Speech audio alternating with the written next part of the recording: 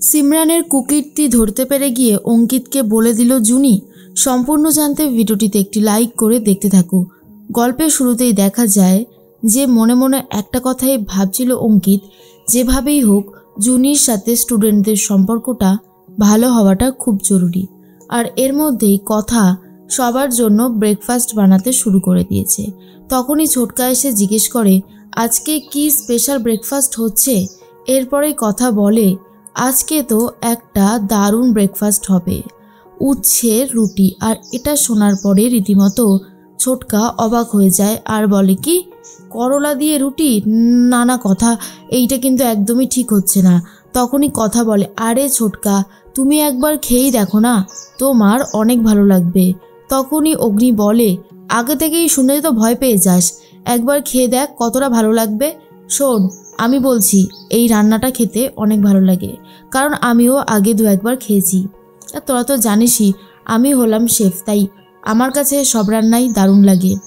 তার মধ্যেই ছোটকা বলে বাবা অগ্নি, তুই তো বিয়ের পর দেখছি পুরোই বদলে গেছিস, এখন তো বউকে ছাড়া কোনো কথাই বলিস না। এরপরে অগ্নি বলে শুরু হলো তোর এই ফাজলামোগুলো, আবার শুরু হলো বল। এরপর সবাই মিলে এক টেবিলে খেতে বসে পড়েছে, আর সাথে রয়েছে অগ্নি। অগ্নি এই প্রথমবারের মতো বাড়ির ডাইনিং টেবিলে খেতে বসেছে। এটা দেখার পর তো ছোটকার খুবই ভালো লাগে।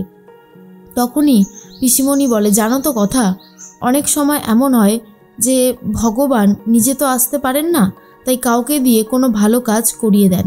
আর সেই অবস্থাই হয়েছে তোমার। তুমি কি সুন্দরভাবে অগ্নিকে বদলে দিয়েছো। যতবার অগ্নিকে দেখি ততবার শুধু তোমার কথাই মনে পড়ে। অগ্নি আগে কি ছিল আর এখন কি হয়েছে। তখনই কথা বলে পিসিয়া লড়াই এখনো অনেক বেশি বাকি আছে, সবে তো শুরু হয়েছে। এর মধ্যেই কর্তা দাদু চলে এসেছিল।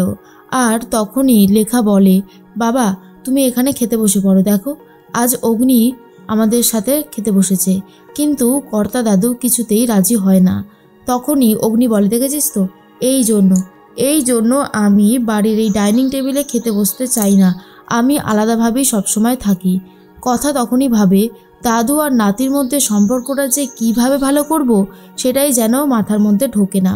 তবে একদিন নিশ্চয়ই পারবো। এরপর সবাই মিলে খেয়ে যে যার কাজে বেরিয়ে যায়। তার মধ্যেই অঙ্কিত চলে গেছে কলেজে। যখনই কলেজে ক্লাস নিতে ঢুকেছে তখন স্টুডেন্টরা পুরোপুরি সাইলেন্ট হয়ে গেছে। আর এটা দেখার পরে অবাক হয়ে গেছে অঙ্কিত আর বলে কি হয়েছেটা কি, কোনো প্রবলেম হয়েছে? প্রবলেম হলে বল, না হলে বুঝবো কি করে। আর ঠিক তখনই সবাই মিলে অঙ্কিতকে একটা স্ট্যাটাস দেখায়, যেখানে সোশ্যাল মিডিয়াতে নাকি জুনি পোস্ট করেছে এই কলেজের স্টুডেন্টরা খুবই খারাপ। আর এই কলেজের স্টুডেন্টদেরকে বলছিল সবাই নাকি খুবই খারাপ আর টিচারদেরকে অপমান করে। আর যখন স্টুডেন্টরা টিচারদেরকে অপমান করে অন্য টিচাররা মজা নেয়। এরকম অনেক কথাই লিখেছে যেটা অঙ্কিতের একদমই ভালো লাগেনি। আর এটা দেখার পরে অঙ্কিত মনে মনে ভাবে দুদিন ক্লাস করে স্টুডেন্টদের সম্পর্কে টিচারদের সম্পর্কে এরকমভাবে পোস্ট করলো জুনি, কিছুই তো বুঝে উঠতে পারছি না ঠিক কি হলো। এর মধ্যেই সিমরান বলে স্যার এটা কি আদৌ ঠিক হলো?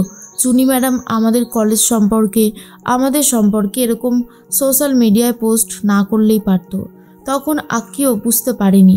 এর মধ্যেই দেখা যায় যখনই কথা আর অগ্নি নিজেদের দোকানে গেছে তখন সিকিউরিটি কিছুতেই ঢুকতে দেয় না কথাকে, আর বলে এটা অন্য কারোর প্রপার্টি আর আপনি এভাবে ঢুকে আসতে পারেন না। তখন অগ্নি বলে ঢুকে আসতে পারি না মানে, এটা এখনও আমাদের রয়েছে। এরপর সিকিউরিটিকে মেরে তো সরিয়ে দেয়। তখন প্রান্তিক দূর থেকে এই সব কিছু লক্ষ্য করে আর প্র্যাটিকে ফোন করে বলে আমার প্রপার্টিতে কেউ ইচ্ছে করে এসে ঝামেলা করছে, আপনি এক্ষুনি চলে আসুন অফিসার। তখনই প্র্যাটিরা তো চলে এসেছে তাড়াহুড়ো করে। এরপর অগ্নি বলে প্র্যাটি তুই এসে গেছিস, খুব ভালো হয়েছে। দেখ না কথার এই হারবালের দোকানে কথাকেই ঢুকতে দেওয়া হচ্ছে না। প্র্যাটি বলে আমাদেরকে তো অন্য একজন ফোন করেছিল, বলল তার প্রপার্টিতে নাকি জোর করে কেউ ঢুকছে। এরপরেই জুনি বলে তার মানে প্রান্তিক আমাদের ওপরে নজর রেখে চলেছে। তখন অগ্নি বলে কিছু একটা করতে হবে ব্র্যাটি, এইভাবে চলতে পারে না। এইভাবে প্রান্তিক আমাদের সমস্ত আশা ভরসাকে নষ্ট করে দিতে পারে না। তখনই কথা বলে প্রান্তিক যে কেন এরকমটা করছে আমি বুঝতে পারছি না, কি দরকার এই জিনিসগুলো করার।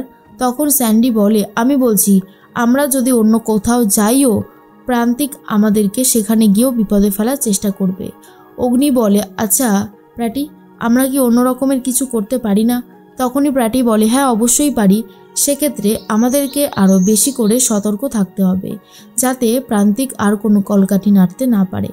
অগ্নি তখন বলে, প্রান্তিককে এবারে আমি উচিত শিক্ষা দেব। এদিকে অঙ্কিতকে ডেকে পাঠিয়েছে প্রিন্সিপাল স্যার আর বলে, না না অঙ্কিতবাবু, আপনার কথা ভরসা করাটা আমার জীবন সবথেকে বড় ভুল হয়েছে। আমাদের ইনস্টিটিউশনের নামে আপনার স্ত্রী কিভাবে সোশ্যাল মিডিয়াতে পোস্ট করতে পারে আমি তো এটাই বুঝতে পারছি না। তখনই অঙ্কিত বলে, স্যার কোথাও একটা ভুল হয়েছে, আমি আপনার কাছে ক্ষমা চাইছি।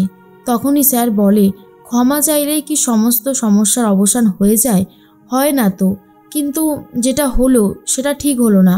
আমি আপনার স্ত্রীকে আর এই কলেজে রাখতে পারবো না, ওনাকে এখান থেকে টার্মিনেট করে দেওয়া হলো।